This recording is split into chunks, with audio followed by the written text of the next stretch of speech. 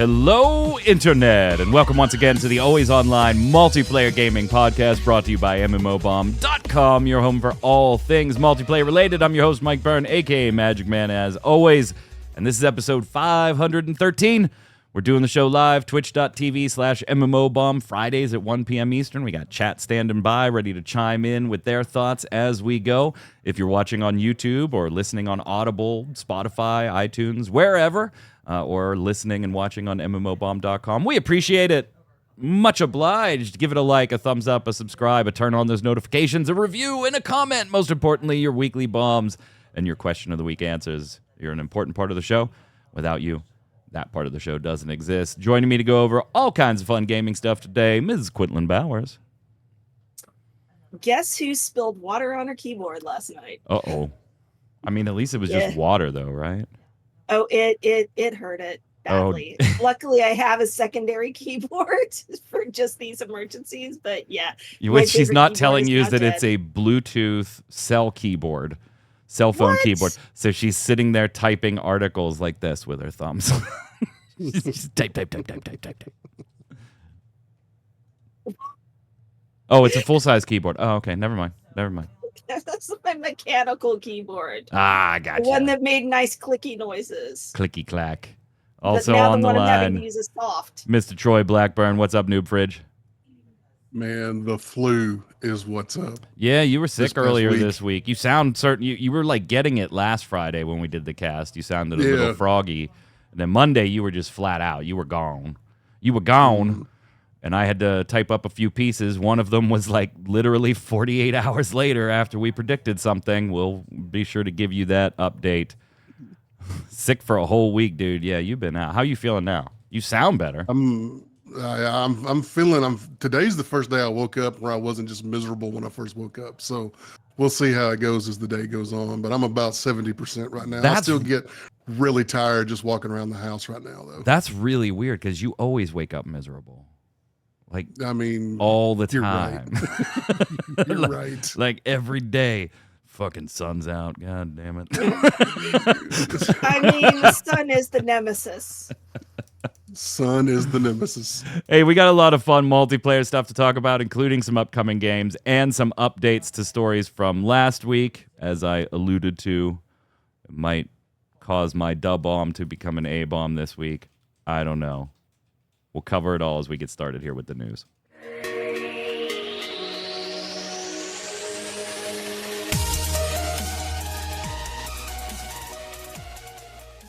Chat now speculating, Troy, that your beard is basically a litmus test for your own health. That when Troy's not feeling well, it gets whiter. So it's kind of like Rick Grimes in The Walking Dead. The more exactly. He had, the more psycho he became. Exactly. Hey, so the big news this week as far as entertainment in the video game space is, of course, the Fallout TV show, Amazon Prime's serialized show. Got a couple of the episodes there dropped on yesterday. Bethesda even put out a whole thing about watch parties and some recipes from Fallout and costumes you should wear and Discords you can hang out with the team on. Obviously a huge big deal for everybody but me. Apparently. Because I mean, I hate this. Like, okay, fine. I like Fallout. I'm totally fine with Fallout. I don't have anything against it as a game series or an IP or even a TV show, but it has never really captured me. Like Elder Scrolls totally got me, and maybe it's just like fantasy versus post-apocalyptic. I do like the humor in Fallout. I do like a lot of that stuff. I have played the Fallout games.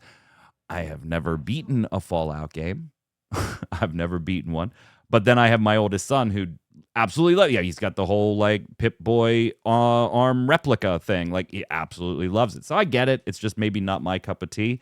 This is one of those things that I will probably watch at some point, but I am not like throwing a watch party or anything about it.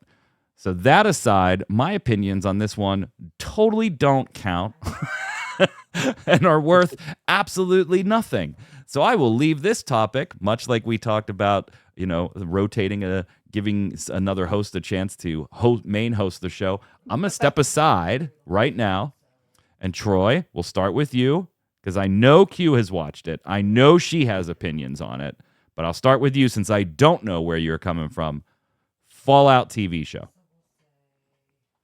Watched the first 3 episodes so far. I thought the first episode was really good. It kind of brought me in and made it interesting, sort of setting up the backstory and stuff for the folks involved.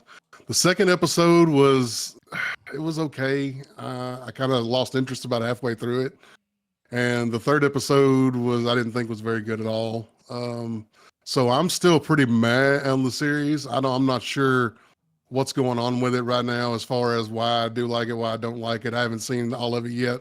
So I'm definitely going to watch all of it. I thought the first episode was enough to get me interested, to keep me going. I'm hoping that it picks back up here later on, and they get out of some of those middling things are happening just for the sake of having things happen on the screen right now, and actually get to moving some story forward and answering some questions and things like that without getting into spoilers. So let me ask you this. Are you a Fallout IP fan? How do you feel about the games? Like when you knew this show was coming out, were you like, oh man, that's so awesome, don't screw it up because I love this? Or you were like, oh, that's neat? Like where do you fall on the Fallout fan spectrum?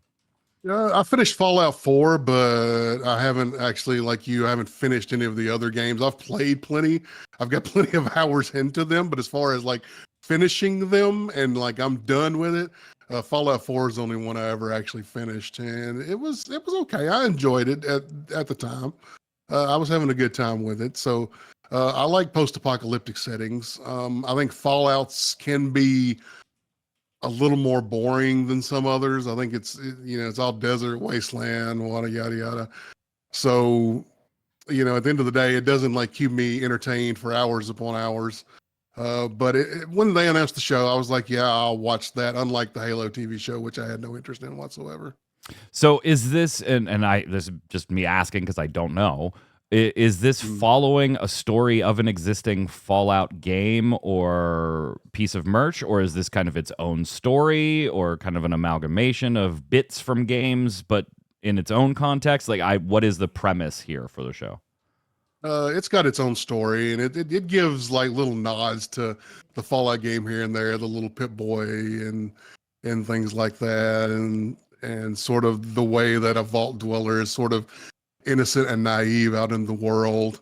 It's really kind of focusing on that a lot with the main character and how she grew up in the vault, and it's 200 and something years after the Fallout, so she wasn't part of the world before that. She's only known the vault.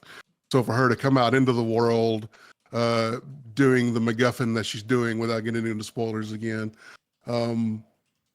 it's focusing a lot on her and how she's naive, and she's had training and stuff in the vault, but it's always different when you get out in the real world and see what that's really like. And she's not expecting things to be necessarily the way we've all seen those trainings in the vault.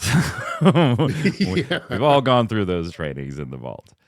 So for Troy, it sounds like started well, is kind of just on the downhill curve, and we'll see where it goes after episode 3. For you, Q, where are you on the whole Fallout fandom and your thoughts on the show so far? So we watched 2 episodes last night, Justin and I did, and I honestly disagree with Troy's entire opinion of the second episode. Oh, nice. So Troy, you're garbage. You're garbage. That's right. That's right. Because it's obviously setting up, right, what's going on. It's like the first 2 episodes are basically like kind of the bringing of people from disparate groups together, right? Because you have the girl from the vault, you have the Brotherhood guy, right? And all of these people are obviously coming from different places, and there is one central thing around which it's revolving. I mean, like, there's 2 big things happening, but there's one central thing around which they're all revolving. So it's basically just the threading of everything together, and bringing, getting it where it needs to be.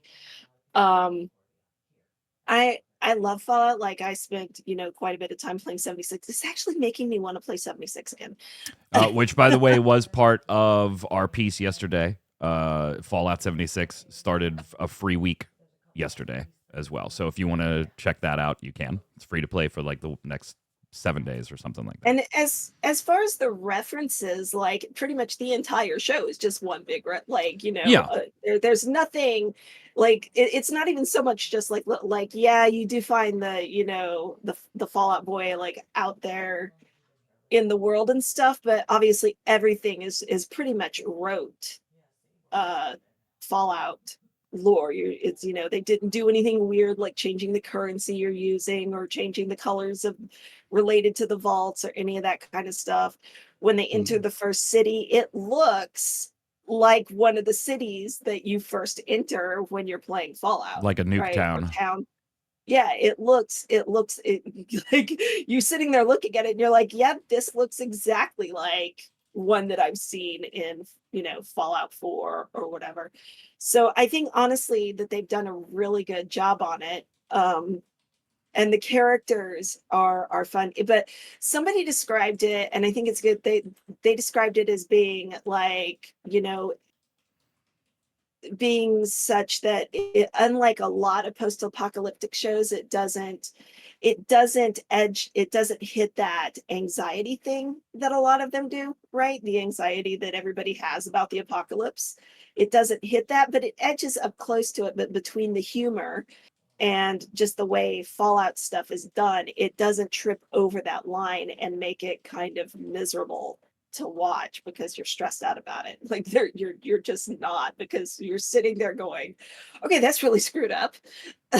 Like, so yeah, I so far have really enjoyed it, but we've only done to the second episode or through the second episode. So beyond I believe it has I saw like a day or two ago that it was like, it wasn't official, but all signs pointed to it had been renewed behind the scenes already for a second season. Has that become official and I just missed it?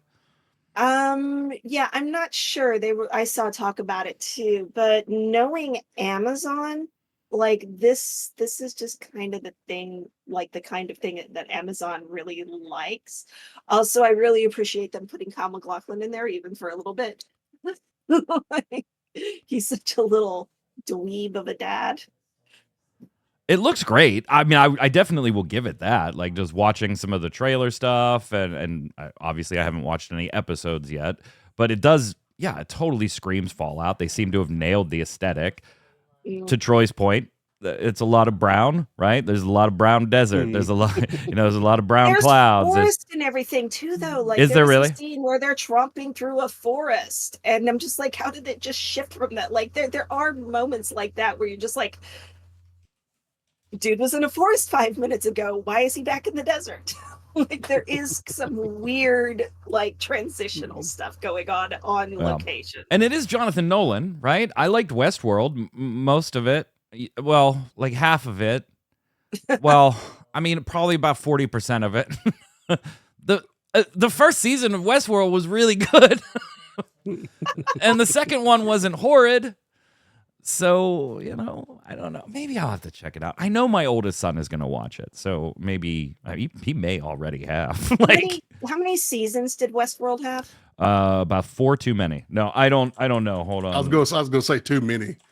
Yeah. Well, because this is my theory at this point. Narrative shows that are not episode of the week kind of shows, I think, benefit from being limited to like 3 or so seasons. After that, well, it just turns into Supernatural.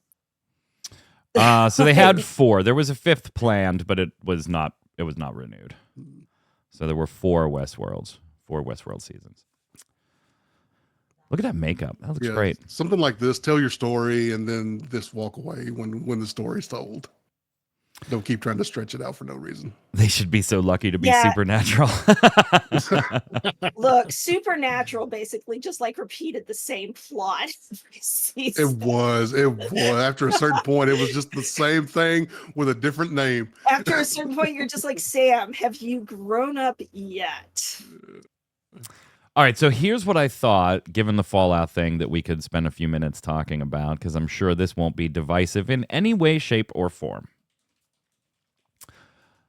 And we don't have to stick to just multiplayer, because I don't care. We'll talk about any of them. Any of them. I want to hear about some of your favorite and least favorite. So the best and the worst of video game adaptations, whether that be movie, whether that be animations or anime, whether that be serialized, TV shows, kind of like the Fallout thing, stuff like that. And so I'm going to start right away with one that I know everybody's probably going to. Here's Final Fantasy: The Spirits Within. Let's just start with this, because I feel like this happens a lot when video games in particular are being adapted. So I want to make a clear difference here too. Obviously, we have Alien movies and we have Alien video games. But the Alien movies are not video game adaptations, right? The games spawned from the movies. I'm not talking about those. I'm talking about like Final Fantasy. Hey, let's make a Final Fantasy movie. Or Silent Hill, or Resident Evil, those types of things where they start as a video game, so now let's make it a movie. Chat already bringing up the OG Mario movie and the original Street Fighter movie as super trash. Yeah, animated counts as well. Like the Castlevania on Netflix is freaking phenomenal. I have loved every season of that. That absolutely. And I'm going to mention some of the animated Resident Evils when we get there as well. And I guess technically you could count Spirits Within and Kingsglaive and the Final as animated, since they're CGI instead of live acted, stuff like that. So yeah, all of that counts, Kasasha. Whatever you want to say you like or what you hate. I think Spirits Within suffers from the same thing a lot of these adaptations suffer from. I would say the same for the Resident Evil Netflix TV show. And other things like that. Spirits Within and the Resident Evil on Netflix show, they both, I think, suffer because they have the names on them. Honestly, I feel like Spirits Within is a perfectly average sci-fi movie. That's it. And if it didn't have Final Fantasy on it, it would not have gotten the flack that it did. And I feel the same way about Resident Evil show on Netflix, where if it was anything other than Resident Evil, like they just totally renamed all the characters to non-Resident Evil names and told this story, it would have been an average zombie, TV show. I enjoyed both of them. Where I didn't love both of them is because they tied them to IPs and then really didn't deliver in a meaningful way on those IPs. And I think that's where a lot of video game adaptation movies suffer. Am I crazy, Troy? Am I nuts? Or was Spirits Within just horrible and Resident Evil was horrible and even having a different name wouldn't save them? Resident Evil, I didn't enjoy it. I really didn't enjoy it at all. I didn't think it was that good. So, Come on. And I haven't seen Spirits Within. So, I mean, you got to go back. Spirits Within was forever ago. Yeah, I mean, remember Aki was one of the Maxim's 100 women that year? Like they actually put her in there. I can't remember like where she fell in that chart or whatever. But here, Troy, I set up the overhead camera shot here today so that I could mess around with it. Here, you can borrow this. You can go ahead and borrow that. And and you could join with us on watching some Spirits Within on the Blu-ray. We'll have a watch party. Tori the Chicken. You and your physical media. Yeah. Well, hey man, did you see what the crew Ubisoft is trying to do with the crew now? Not only did they shut it off, but now they're trying to take your license away. You got to buy physical media. Tori says I'm writing an entire rant about that. Yep. Yeah, that's probably going to end up as a feature, not a news article, because I have a feeling Q is going to go a little apeshit on that one.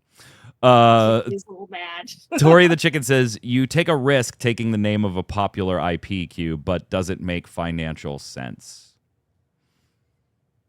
I mean, there were a lot of people that, will, at least the first time, watch something that's from a popular IP, right? They may not come back the second time when you have a sequel for it that's done by the same people or whatever. But that first time, there will be people jumping in, because you just don't know how good or bad it's going to be. I did the same thing with like the J.J. Abrams Star Treks, right? I watched the first one and I never touched another one again. Really? And again, it fell under that thing for you, like you're talking about. If it were a different thing, it would have been a perfectly serviceable sci-fi story that was okay, but it wasn't Star Trek. The CG for Spirits Within was, yes, Raging Alt.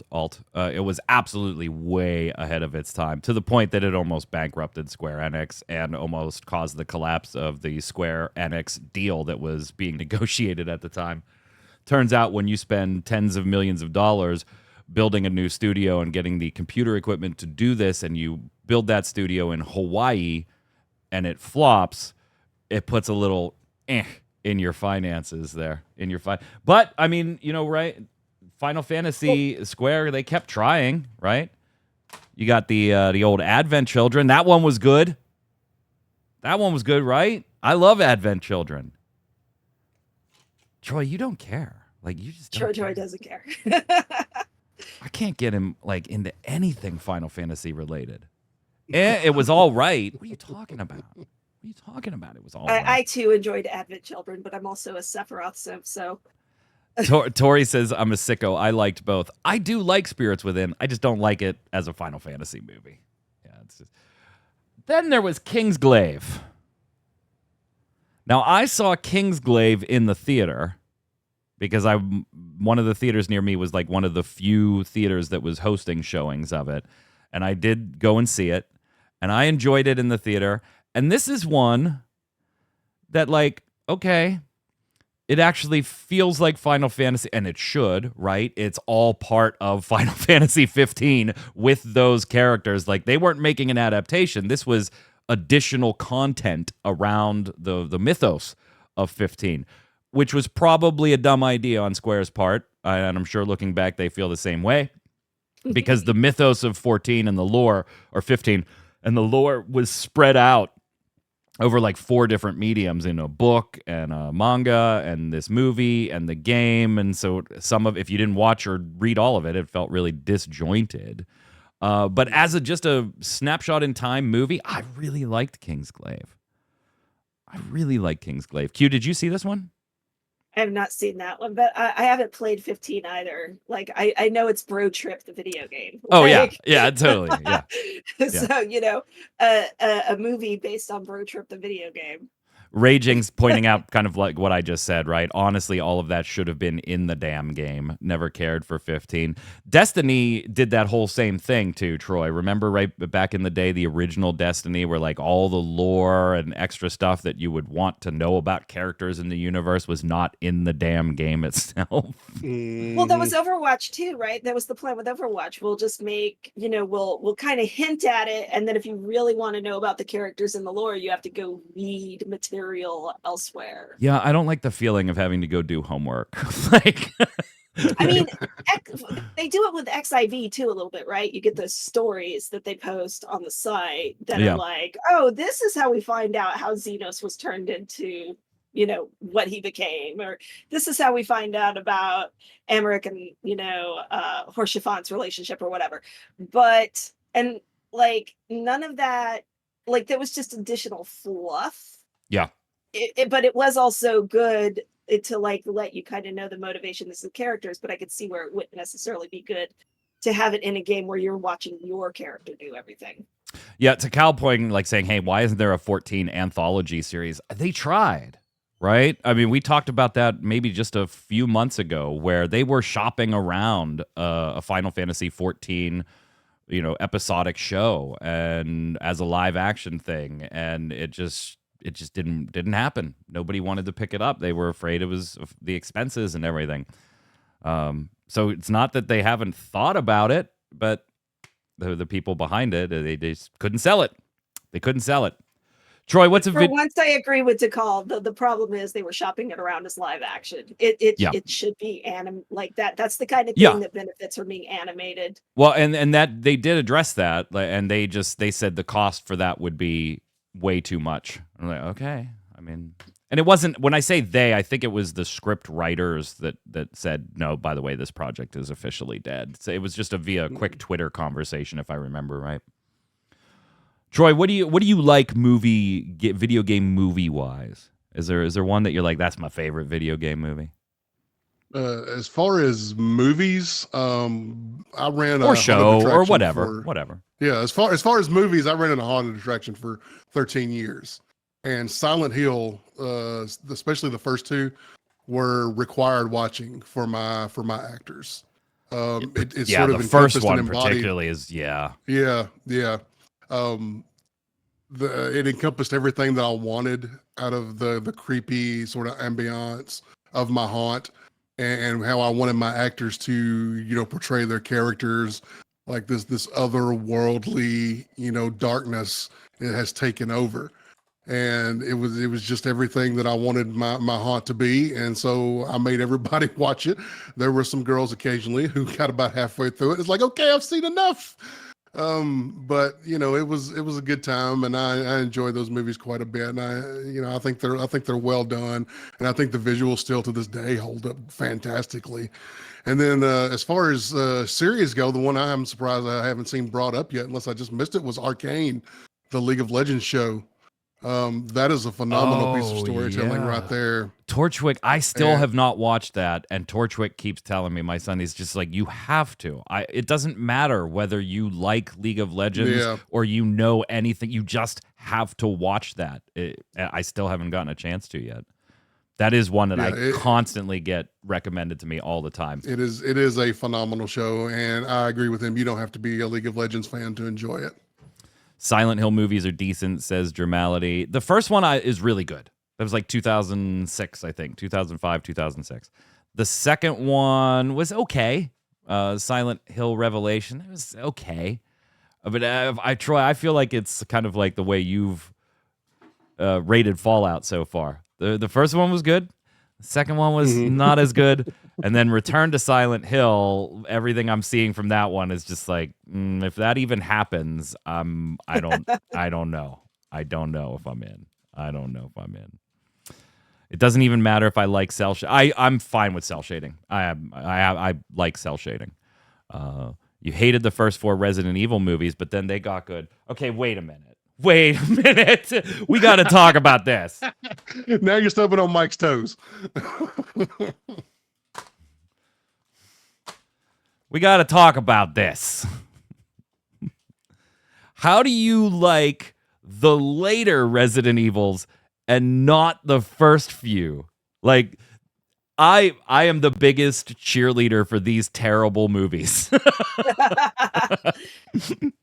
I am the biggest. I really enjoyed the first Resident Evil. I went to see it in the theater with friends, but I think that might be the reason I really liked it, because like just watching them be kind of terrified was fun. Do we got to talk about this? Like, really? Yes, Tori, we got to talk about this.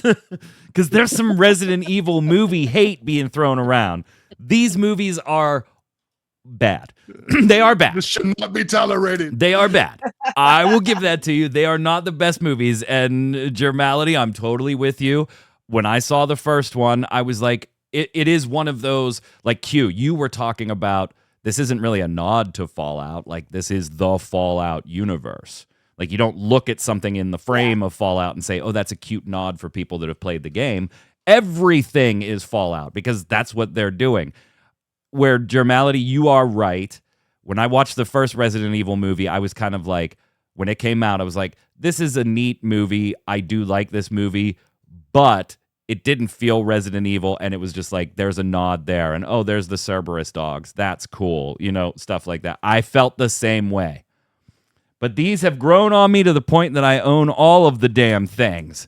Look at Mila right there. There's the first 3. And then we got Afterlife and Retribution, the final chapter. I invite you all to MMOBomb Con. And we will have a 14-hour watch party here.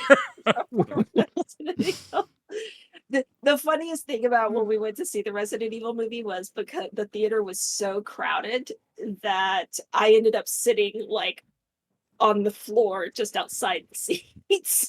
Oh, no, that's bad. That's bad. You have all the movies, including the animated ones, on Blu-ray, except Degeneration. Okay? And I didn't grab all the things off the shelf here, but yeah, I got the animated ones, too. Resident Evil Vendetta and Damnation and Degen's upstairs, too. I didn't grab... Yes! What do you mean did we go to the... Rancid! Or Kisasha, wait, people go to the cinema for these abominations? I went for every single one. Yeah. Every oh my single God, one. every one? You didn't wait for any of them to come out on Blu-ray? No, including, I believe, if I'm not mistaken, this one was 3D. I feel like was Final Chapter, I'm pretty sure, was 3D. Wait, was it 3D like Avatar was 3D where it was prepared that way, or was it 3D like Alice in Wonderland was 3D where they went back and were like, we'll make this section and this section, which by the way is the better way to do it. Yeah, it was. It was fucking 3D. I saw the Final Chapter in 3D, and it is one of those where there was no reason for it to be 3D. It was just there were just moments of like Melia spinning and throwing. I think this is the one where she yes, it absolutely was 3D because this is the last for the Final Chapter is the one where she has the gun full of quarters, right? Somebody, I think so off the top of my head. That this is the one and she fires and just like spray of quarter goes everywhere. And of course it's like slow motion 3D camera with all the quarters flying at the screen. Like it was totally ridiculous. And you know, somebody throws an axe and it goes spinning past you on the quarters. Absolute quarters. Yes. See, you don't know what you're missing, chat. Have you ever seen a badass woman spin around and just fire a stack of quarters at somebody? No? Go watch Final Chapter. Go watch Final Chapter. They're so bad. I love them. Look, there's nothing wrong with bad movies. They're entertaining. You just never forgot why I hated the first movie. I'm with you. I get it. These are actually really good. The animated ones, I think, they're better, obviously, as movies, but they're damn good. What'd you guys think about this one? I don't want to talk about the original Super Mario Brothers movie. We all know that was horrible. And the original Street Fighter movie and the Doom movie and like all that stuff. What did you guys think of the latest Super Mario Brothers movie? I thought it was really good. I enjoyed it way more than I thought I was going to. I didn't go sit in theaters. I waited for it to hit. I think I rented it on Prime or something. But it was way better than I thought it was going to be. Q, did you ever see it? No, it's one of the ones that I just haven't gotten to. Sasha ain't got time for movies anymore. Anime and games take up my free time. I think I kind of want to see it because Jack Black's in it. I really don't care because Chris Pratt's in it. Angira saying it's just a ripoff of Crow shooting the rings from the shotgun at the gas cans. You watch your mouth. Resident Evil, the Final Chapter, should have gotten the Academy Award that year. It was robbed, Angira. It was robbed. That is a claim. So my family and I went to see this one in the theater. I loved this. Like it was one of those like, okay, the plot is dumb. It's paper thin. There's not a lot of depth to this. But then you look back and you're like, that's what a Mario movie should have been. Like, I mean, that's what a Mario game is. Right. You know, that's what it should have been. And then you go back and you look at the Bob Hoskins one way back in the day. And you're like, yeah, this is what happens when you try to overthink your IP and you try to do things. This was just, yeah. I mean, hey, look, sometimes overthinking your IP turns out really successful. Look at Clue. That's true. That's a classic. That's a cult classic. But even at the time, I don't think Clue was originally financially successal, was it? It wasn't, but there was a weird. I think it did like a whole Rocky Horror Picture thing, right? You know how the ending of Clue has 3 different yeah. endings? So when they put it out in the theaters, they put the different endings out in different places, or they would air them at different times. So everybody who went to see it was not having the same experience. And when they would talk about it, it would cause confusion, and it just became, we're not going to go see this movie. That's the reason why all 3 endings are on the version you have at home now. That's great. That's great. Nice and Hard. What a Twitch name. Wants to know, is Troy still playing Bless Unleashed? Of course. He's playing it right now on his second monitor. Yeah. I've got a YouTube channel dedicated to Bless where I give tips and guides and stuff. He won't even give you the name of the YouTube channel because you don't need to know the name. You'll find it. You'll find that's right. I'll be the only motherfucker on YouTube still talking about Bless. I suppose we can't let this type of discussion go without talking about this one as well. The Warcraft movie. Yes, no, good, bad. The acting was horrible in it. I mean, I'm not a Warcraft fan, but it was all right. And was probably all right because I'm not a Warcraft fan, so I have no idea what they fucked up. This is another one that I see a lot of movies in theaters. I try to go to theaters for anything I'm even remotely interested in.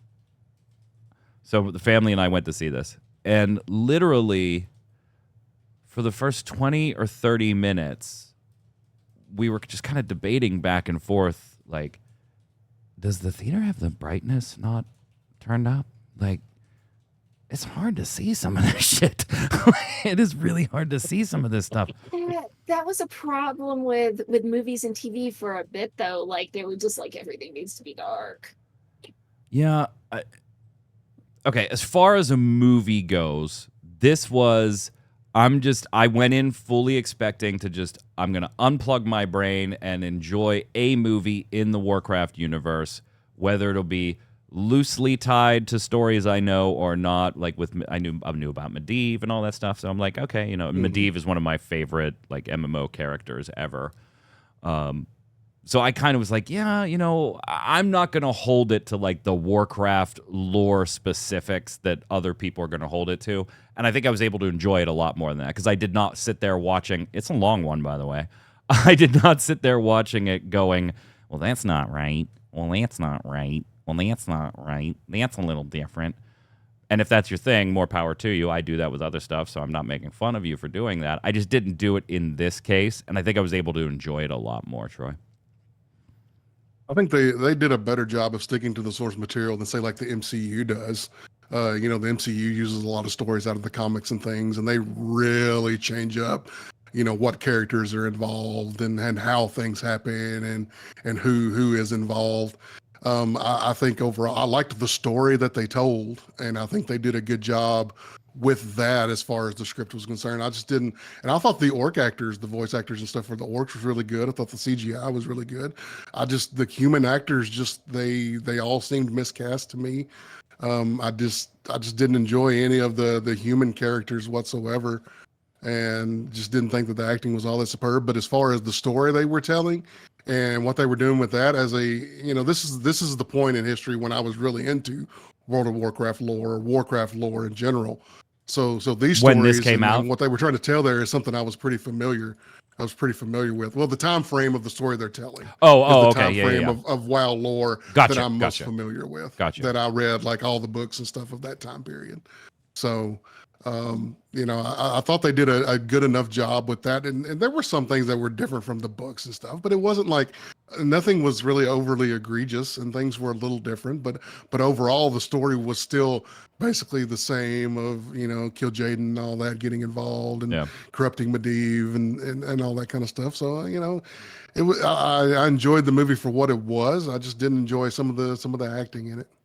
It's kind of funny though that your complaint is about the human characters to me, because 9 times out of 10 it's always the human characters in fantasy video games that I find to be like the least interesting to deal with.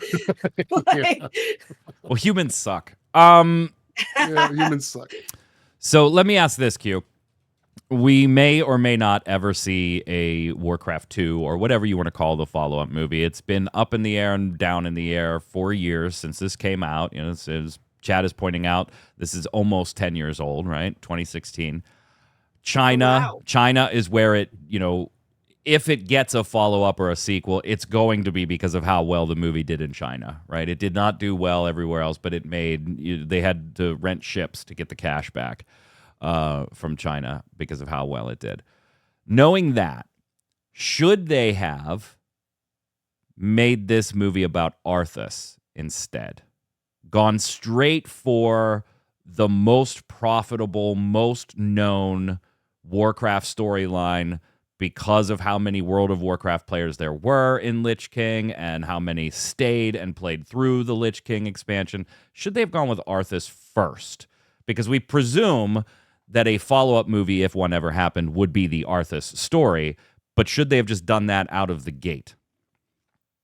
I want everyone to note that he's asking the person who just said they didn't really play World of Warcraft. Right, but you covered you know how big World of Warcraft was during the Wrath of the Lich King era versus the more vanilla Burning Crusade era. Actually, I mean, I don't think I even really started writing about Warcraft until around that point. Like, so I don't know honestly how much more popular one was than the other. Chat seems divided. What do you seem, Troy? I would have saved Arthas for a sequel, maybe even the third one. Whenever you're, you know, because by the third one you're probably running out of gas a little bit, and Arthas would have been a good pull. I think with the first one they were hoping just the name Warcraft was going to be enough, and you didn't have to burn your best story in order to get that movie to be popular, which of course it didn't work out for them. You know, the Warcraft name by itself didn't prove to make it this huge blockbuster. But I would have done what they did, and I would have saved Arthas for one of the sequels for sure. Interesting. Yeah, chat very debated on it. Obi and some others chiming in that says, you know, fine, but not with this director. Like, don't do it with this director. It was made in a studio. Go out like Lord of the Rings style and film it, you know, in the world. Make it a little more realistic. It's sad a sequel hasn't been announced because it didn't do very good. Yeah, I mean, it made its money. It made a profit. It did well. It just it wasn't gangbusters. And when I say well, it's because of how well it did in China. Like, China made it boatloads of money. The director thing, I'm not even sure that that's necessarily like the where it's recorded is a director issue so much as the studio or whoever's budgetary it, right? issue. Going the people financing it, going, you have this much money to do it with, and we're not paying for any, you know, we're not paying for you to go rent out to someplace or go over to New Zealand or Obi's saying that all of his you're movies, not going to New Zealand for 18 months to shoot this movie. Obi's saying that all of his studios are all of his movies are in studio. So maybe he did have somewhat of a say. Go watch it. Or maybe that's why they hired him, because they knew he would do it in studio and it would be cheaper. Go watch it. Why are we back on Resident Evil? Go watch it. I will die on this hill. They're terrible. I love bad movies. You know, just from an acting perspective. My favorite, and I'm a huge fan of horrible horror movies. I have I think I did a stream where literally we were just bored, and so we went up to like my Blu-ray or DVD shelf and we started grabbing horrible horror movies, and I was talking about what they were. I have one that's called Hair Extensions. It's exactly what you think.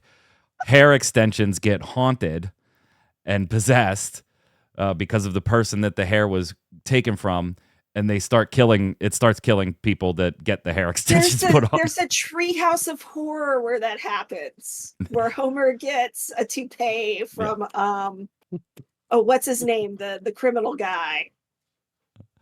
Are they literally tangential to horror? If so, I cannot watch it. I'm a chicken. I've never been scared by a Resident Evil movie. I mean, there's a jump scare or two here or there type stuff, but you're not. So I do have friends who were like really just twitchy about horror and stuff. And like I said, we went to see the first Resident Evil, and they had like nightmares for days. So it really depends on who you are. All right. There you go, Tori. I guess that answers your question better than I did. Hey, we should probably move on to some other news here. But we are going to come back to this topic, predictably, as the question of the week. So let's jump over and talk about some news at Blizzard. A couple of pieces here. It looks like the old Activision Blizz is working on something new. Something new. We don't know what. They have actually been very careful this time around. You know, last time they've put up job postings, we've had some little hints in there about what they were looking for and kind of pointed to what they might be looking to make. That's how we kind of initially found out about Titan way back in the day, right? That they were working on something MMO related for a new thing. No real way to tell what type of game they're working on here. They were very careful. It could be single player, it could be multiplayer, it could be MMO. We just don't know. Anything's possible. But there are multiple job postings right now over on Hitmaker for an unannounced game. So if you're looking for a job, by the way, because Blizz just laid off a bunch of people as part of the Microsoft acquisition, I feel like some of those people may have been qualified for these spots. Yeah, there are plenty of job openings. You can go apply. We already know that Phil Spencer, Q, has said, post-acquisition that he wants to do or would like to see the company do things with some of their legacy products and their legacy IPs as well. So this could even fit into that cup of tea. I mean, it could, yeah. Well, at this point, right, they could be doing anything because it's literally just unannounced game. So, and there's no hints. They don't say online. They don't say multiplayer. They don't say any of that stuff in the posts. But we can almost assume that because of the way gaming is now, that it's at least a little online, because even single player games are online at this point. So, I mean, but yeah, we can't make the assumption that it's an MMO or a MOBO or an RTS or whatever. I think unless they're planning on eventually starting a World of Warcraft 2 or something, because they eventually finally decide that this one, what they have now, just isn't up to par. And honestly, with what they're doing with World of Warcraft currently, right, kind of like wrapping up story, it would almost make sense for them to be preparing for that. But unless that's what they're planning on doing, then I could see them, for the sake of, the Xbox Game Pass, going back into dipping into some single player stuff that they can, put out there for people. Lost Vikings game incoming, Troy. You heard it here first. StarCraft Ghost. Ghost finally gets made. StarCraft Ghost. And Troy, I know you are part of the train that predicted this a while ago. It was something we all laughingly said here. After last year's really bad breakup between Blizzard and NetEase, where there were accusations flung, there were statues torn down, the games were turned off in China. There was green tea. There was green tea. They will be coming back to China probably around summer of this year. No exact dates, but World of Warcraft, Overwatch, Diablo, it's all going to make it back in China. You might be surprised about Blizzard's new partner here after the breakup with NetEase, Troy. Their new partner is NetEase. Shocking. What a surprise. You get the feeling the breakup was with one particular individual at Blizzard. Maybe. And not necessarily Blizzard as a whole. Yeah.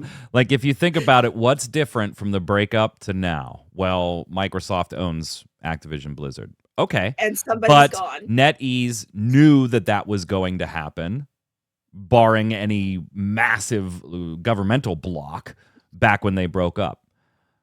And Bobby Kotick doesn't work there anymore. Specifically in the statements, Troy, the CEO from NetEase, CEO and director William Ding, was very excited about this. and mentioned trust in his comments, saying, celebrating our collaborations, we are thrilled to embark on the next chapter built on trust and mutual respect to serve our users in this unique community that we've put together. And remember, I mean, rumors that they were going to reunite have been abounding for a little while now. But remember, it wasn't the CEO director. There was another NetEase person that said, hey, you know, in the future, when this story can be told, everybody's going to know what a jerk one particular person was. Presumably talking about Bobby, but no confirmation. Yeah. We've all assumed that it has been Bobby this whole time. Nobody's confirmed anything to that.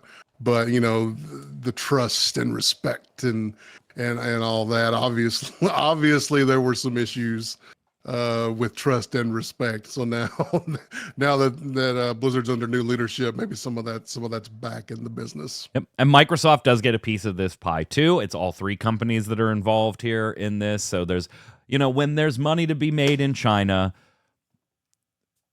there will be handshakes made at some point. There'll just be, okay, let's do this. We like money. Let's go ahead. There was way too, and I remember we talked about that at the time, how much money they were just turning off the faucet. What about that bootleg WoW they are making? Taurus Land will still come out. I mean, that wasn't NetEase anyway. Yeah, that wasn't NetEase. That's Tencent. So that will still come out as well. Assuming that's the one you're talking about. Even though they hate being called a WoW clone, but then you watch it and you're like Jane is talking to Throne. It's like, wait a minute. Wait a minute. And don't forget, Overwatch 2's Season 10 starts next week on the 16th. That is the one that makes huge changes to the game as far as giving you all the heroes for free. Yeah, we're done with even pretending there's ever going to be PvE in this thing. We're just going to focus on that. There's defense matrix changes. There is a lot coming in Season 10. You can check out all those articles on mmobomb.com and get ready for Season 10 if you're an Overwatch 2 fan next week on the 16th. A few last little updates and some upcoming things. Troy, you checked out the Destiny 2 presentation this week, and this was a big presentation for them, right? This is the first time they're really diving into final shape. I'm showing the Into the Light cinematic that they revealed, the launch cinematic that they revealed during this presentation as well. The prismatic subclass, all the stuff coming in the final shape. This is a big moment for Destiny and Bungie in particular coming up. There's also rumors that they were at least working on a Destiny 3, where they're at with that, if it's still a project. We don't know. Those are still just rumors at the moment. What'd you think of the overall presentation as they try to start building hype for what is probably the most important release Bungie has had to put out? As someone who's sort of on the outside looking in of Destiny 2, I was rather impressed with their presentation. I thought they showed a lot of things that showed that they were working hard and really trying to, as my voice cracks there, still sick, y'all, still sick. I thought they were doing a really good job of showing, you know, that they've been working hard to add more into this expansion and to really make it top quality. And the fan response I've seen so far from especially YouTube, where I watch, you know, a lot of people react to the presentation, stuff like that, has been positive. So I think at least right now, I think they've started a positive hype build and going into the expansion. So they're probably got some sales off of this presentation that they maybe didn't have before, just because I think they did such a good job of it. And, you know, it surprised me a little bit that there was as much going into it, and there was so much in that presentation. It was a lot more than I was expecting to see whenever I started watching that thing. Destiny 2 has always been one of those ones that when an expansion comes out, they get me to be able to go through at least the main storyline, and then I just fall out of it. Like, ever since, I will tell you, when it first came out, I could not stop playing it. There was my two brothers, you know, my kids, Damina, my wife, like, we all played all the time. We, like, even the PvP, we're in the Crucible. None of us like PvP. And we're queuing up over and over and over again for Crucible matches. And then Like 3 months later, they made a bunch of changes to slow down progression on certain things, and that's when we were like, yeah, okay, we're kind of done, and we just fell out of it. They keep getting me back for each expansion to check out the storyline, but I will say this. I don't know if I didn't work for MMOBomb if I would have even come in for the last few expansions. Because Destiny 2 is one of those games where Bungie is generous enough to send us keys for the expansions. And so I've never had to buy the PC copy to update You say that my now account. And they never send you a key Yeah, I'm again. not getting a key this time. It is what it is. They're not required. It doesn't matter. They're appreciated, but they have no influence on our coverage. As I'm sitting here saying, I may have only played it because they gave me the keys for free. Not exactly the most ringing endorsement.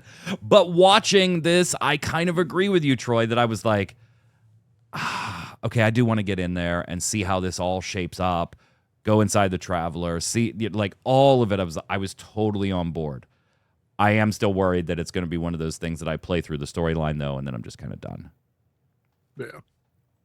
I mean, Yeah, that'll be the thing, really what's to do though? after the story. It is bothersome, not for me, but it certainly is for them, Q. I mean, this is... Well, them, I guess that's true. I just think from a player perspective, I don't see it being that like, there's a lot of games that I play that I'm only playing for the story. Like, I'm here for the story, and then I'm out till you got more story. Dino Fries in chat. What's up, friend? Hope you're liking the new house. By the way, if you have not, go watch that. I'm not going to give you any context. You got to go watch the rest of the show. Like, what? You shut up, Q. You shut up. Evercore Heroes is back. Remember that PvE MOBA that Troy in particular was like, oh, they're shutting down so that they can reimagine and work on the game in a different way because it just wasn't as received as well. We're never seeing this game again. Troy, you were wrong. We're seeing it again. Apparently so. It's Apparently back, so. but not as a PvE MOBA. Not as a MOBA. Not as a MOBA. It is now a 3-player roguelite. You know what? They did not lie. They reimagined it. They did exactly what they said they were reimagined going to it. do. Yeah, I mean, you could go and wish they list needed it on to. Steam.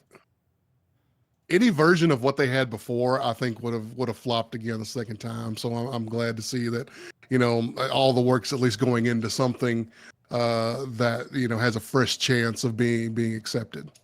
Yep. When are we going to talk about Gigantic coming back? Wait, Gigantic is back? Is it? Gigantic is back? I mean, that would be kind of gigantic news. Wouldn't it? That's weird. You think we might have written about it or something? No, we don't do that here. We don't do that here. You're right. Hey, by the way, if you own the Founders Packs for Wayfinder, that's cool. You can still continue to play it. If you don't, and you were thinking about maybe throwing $20 down after some of the different updates and system improvements that the game has made, you're going to have to wait. Sales of Wayfinder have been halted. An official statement was released, and I swear when I saw this, gang, I immediately thought, game's going away. Game's going away. It was that typical tweet of a colored background with text on it on an image, and you were like, yep, Wayfinder found its way out. Like, that's what's going on here. That's not what's going on here, ironically. But they are halting sales. Obviously, they were Airship Syndicate kind of breaking the partnership with Digital Extremes after Digital Extremes said, you know what, we don't want to do this anymore, and we're just going to focus internally. That stuff is still working itself out. They have finalized all of that stuff, so Digital Extremes will come off of like the Steam storefront and the PlayStation storefront and everything. They acknowledge the rocky launch that it has. They're exciting. They're excited about the future. They want to respect our founders and excite new players, all while staying feasible as a business model for us as a new independent publisher. We plan to share changes soon, but we aren't quite ready, so look for something over the next 4 to 6 weeks. Due to these types of big changes, we've turned off new sales of the game for the time being. Those who have purchased Wayfinder can still access the game as normally. And they have some of this stuff in bold, right? They do say Airship is committed to keeping Wayfinder alive and vibrant. There will be major changes and major improvements, but we have no plans for it to disappear like so many online-only games we've all played and loved. And then in bold, we think Wayfinder can be something special and be around to play forever. Troy, what's your take on the situation for the old Wayfinder? My opinion is they're in trouble. They have been for a while now. Is this the end? I don't think so. I think if this was the end, they would have just said this is the end. So I see this one at least going back on sale, at some point. Once they completely switch over publisher and all that kind of stuff and get that completely done with Digital Extremes. But they've got a long way to go if they're going to have a long-term, viable game to keep up for years and years to come. I'm a little worried about this one, Q. I agree with Troy in that I don't think it's going away in the short term. I think they do have some time to do this 4-6 weeks thing that they're talking about. But what I do think is going to happen is that this is going to launch as free-to-play probably much earlier than they intended at this point. I feel like the Founders Packs is not a viable stable financial model given the performance of the game and its audience size right now. The performance of its launch drove away what I think could have been a lot of potential customers who said, oh, they're having early access problems. I'm going to chill and I'll buy it later. That's not viable anymore, which means you kind of have to put it out free to play, which was always their intention. It was always going to be free to play. That portion isn't new, but I think early access is about to get cut a lot shorter, if I had to guess.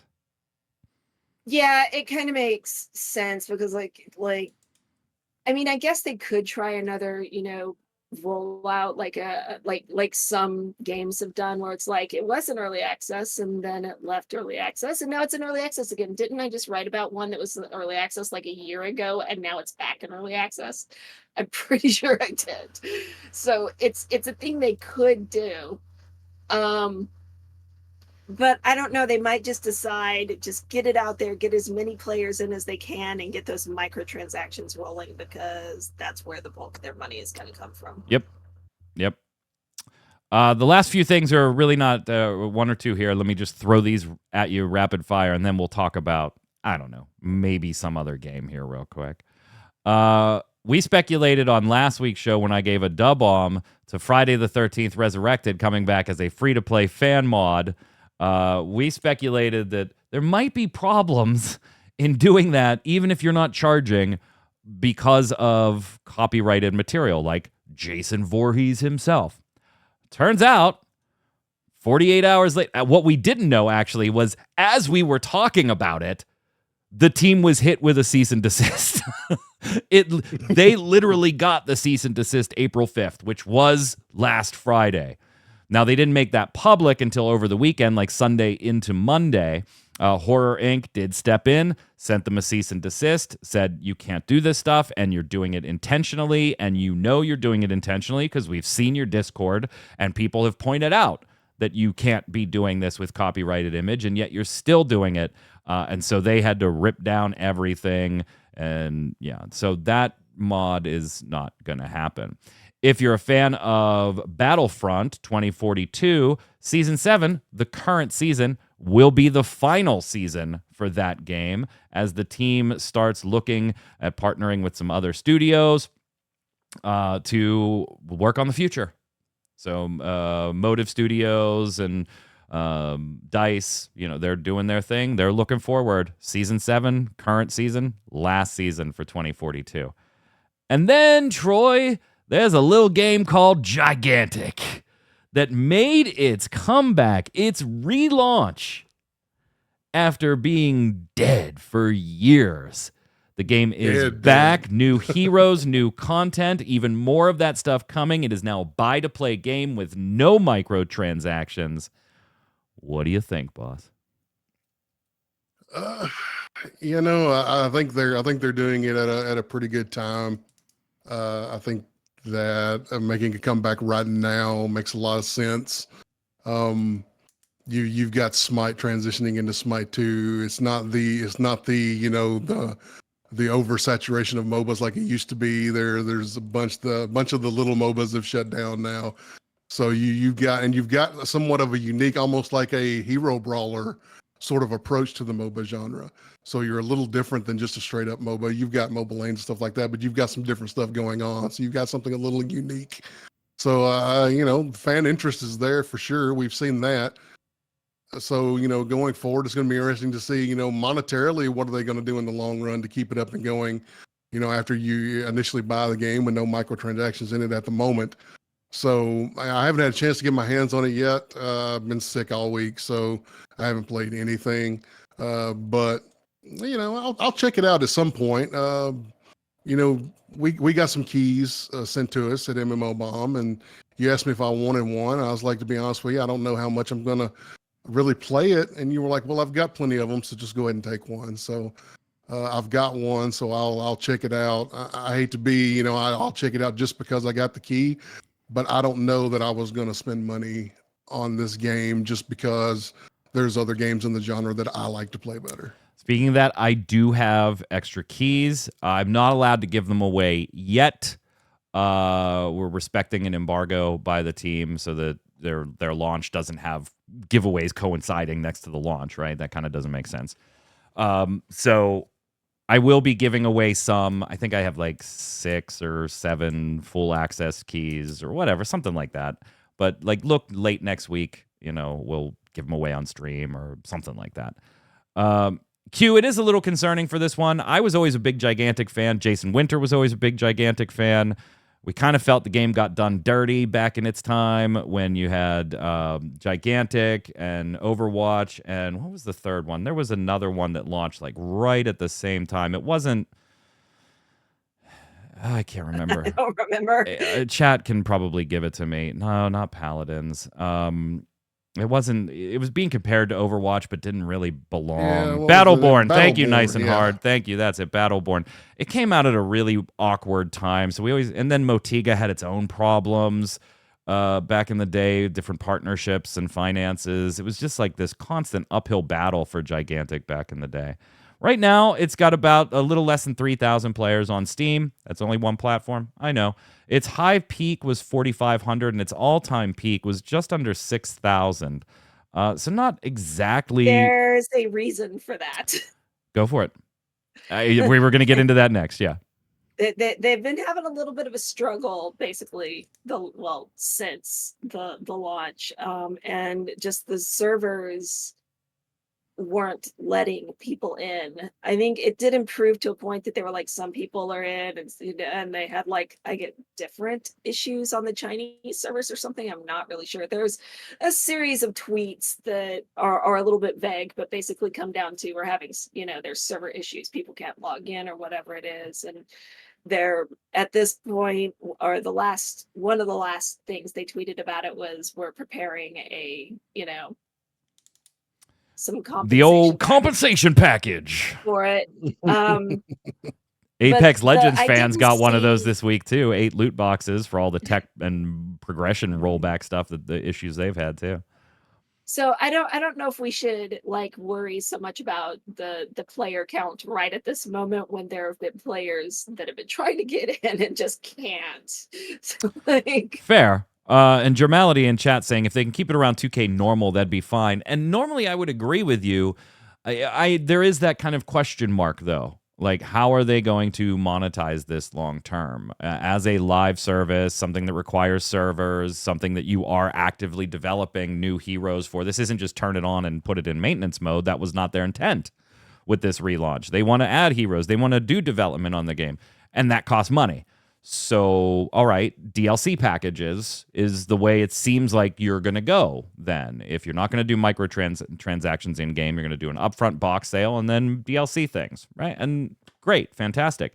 How fast and how quickly do they have to spin those up and show value in those package and not just, hey, we need a quick cash grab, because audiences aren't stupid. Audiences aren't stupid, Troy. You got to show that there's a value in that and that there's a reason why it's a DLC and not something that's already in the game. So I do wish them luck. I'm definitely going to be checking it out. I'm waiting till the server issue stuff has resolved because it's not something I absolutely am dying to get into. But I am a fan of seeing the game back. Absolutely. And if you're enjoying it, Let us know about it in the comments. Let's slide over and finish up with some weekly bombs.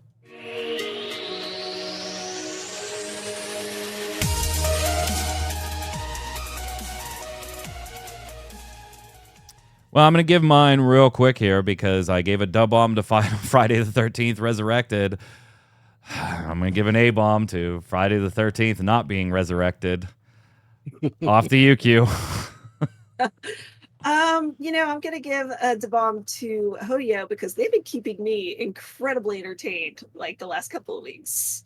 Although it's this weird kind of thing, like I'm catching up in Genshin and I'm catching up in Star Rail, and I'm loving the fact that while I'm grinding in Star Rail, I'm just basically hitting a button and reading a book. So I've actually managed to complete most of the Kuro Road. No, but I'm doing the story. He's playing the auto game.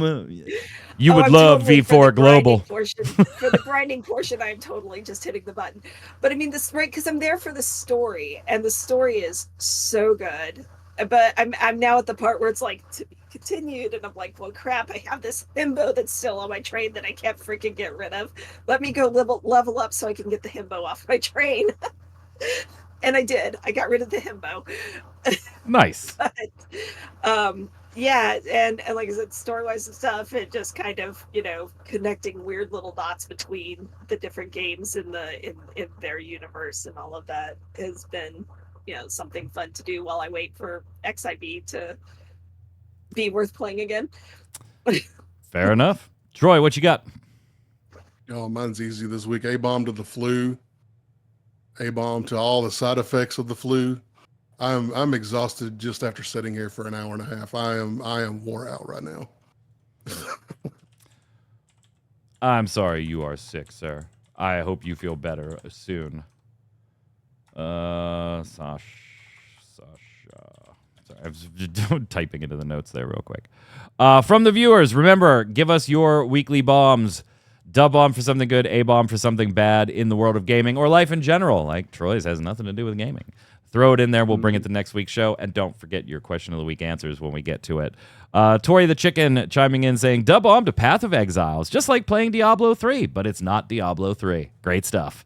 Can I extend my dub bomb to Path of Exile for their controller support? It's surprisingly great. No, we don't allow a dub bomb extensions around these parts. Go ahead, Q. Shrek, A-bomb to Ubisoft for pulling the crew license. I mean, just A-bomb to Ubisoft for being Ubisoft. Yeah. How dare they exist anymore? I mean, at this point, yeah. I used to love them. Now I'm just incredibly disappointed at them all the time. Yeah, Q had the best line pre-show where she said this is a quadruple A-bomb. And if you catch that reference, it means you're following stuff, following good stuff there. Yves Guillemot would be proud. Go ahead, Troy. Jamina says, dub bomb to Guilty Gear. Enjoyed watching my kids stream it yesterday, and it kept my attention. Liked all the characters and their backstory. If I was better at fighters, I would totally play. Yeah, my son Torchwick was streaming on his own channel last night, and we watched some Guilty Gear. Strive is what he was playing. Ninja Pandas, dub bomb to the Starship Troopers Vanguard update. Having more classes is a nice change. And A-bomb for this week being pretty boring. Hey, man, sometimes a boring week is all you really need. Like, yeah. Troy would have killed for a boring week. Go ahead, Q. Kasasha, A-bomb to Dragon's Dogma PC controls. Having to push 2 buttons to cast a skill sucks. Absolutely. Question of the week last week. What traditionally non-MMO or multiplayer game would make a great MMO, and how would you make it stand out? Lots of feedback on this, so I apologize if I didn't grab yours. Amon X, who posted on MMOBomb, the site, thank you so much.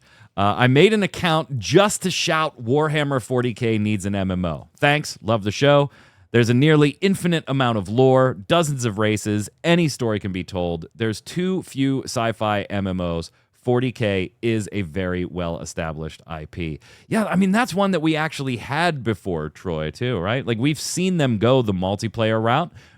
They even had their own kind of, like, hero game, which just, like, disappeared and made all of us sad.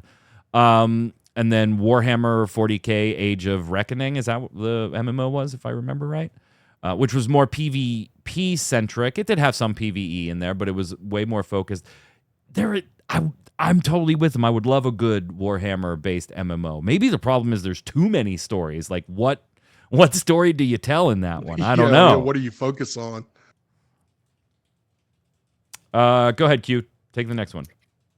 White Eagle. I'd love it if Heroes of Might and Magic became an MMO in the style of WoW. Also Magic the Gathering, but not the top-down Last Epoch style, but also the WoW third-person style. Also the Dark Sun and Gambit World D&D settings. I would love to see that turned into an MMO. So there's just a lot of MMO requests right there. Yeah, I mean, there was... Back in the day, there was Might and Magic Heroes Online, wasn't there? And that was, God... 2012, 2013, 2014. There was, I think there, something yeah, like I think that. there was a Might and Magic. It wasn't great. It wasn't great. Yeah. It wasn't great. That is a franchise that I would like to see one too. So many great answers here. Go ahead, Troy. Deadst 19. I kind of already got my wish with parking. No Man's Sky is pretty close. If only I could customize my outpost and manufacture starship fighters that would defend the planet.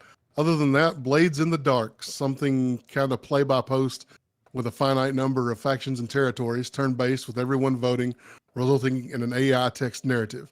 And you could pass the time and make incremental progress with a mini game, maybe even a skirmish mode. That sounds pretty dope. I don't know anything really about Blades in the Dark, but I want to play your game. Omega can... What is this in chat? Who is it? Showgirl Shorty. What up, Shorty? What up, Shorty? I'm here to listen while doing work in the laboratory. Please keep entertained as I will have gloves on and can't touch the iPad. That is probably the strangest sentence I've ever read from Twitch chat. It's very specific. It is oddly specific. Whatever you are doing, I hope you stay safe. Unfortunately, you've come at just the tail end of the show, so I can't promise to entertain you for very long. But your comment entertained the hell out of me. Omega Contagion says, The Expanse, starting after the show is done. All them planets. There's a novel series called The Rune Lords that would make a very cool video game. I assume you meant cool and not cook. I got you on the fix. And then you also added John Wick. Like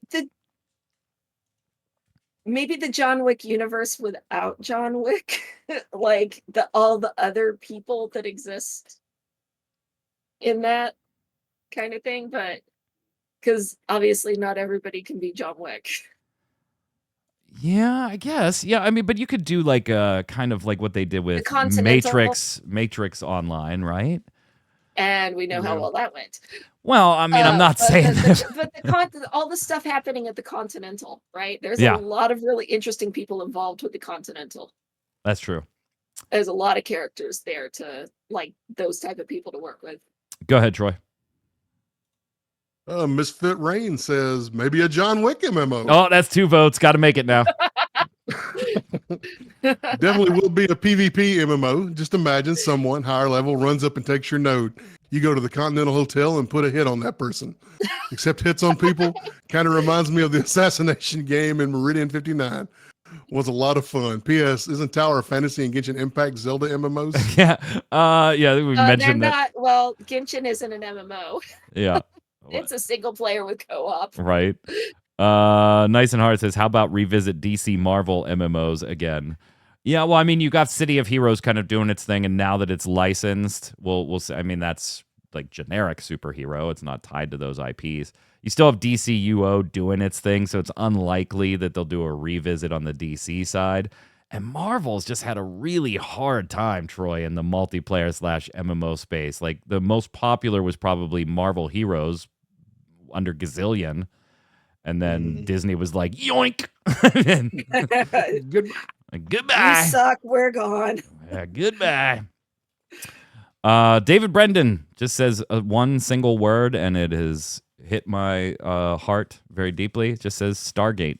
And I was like, yeah.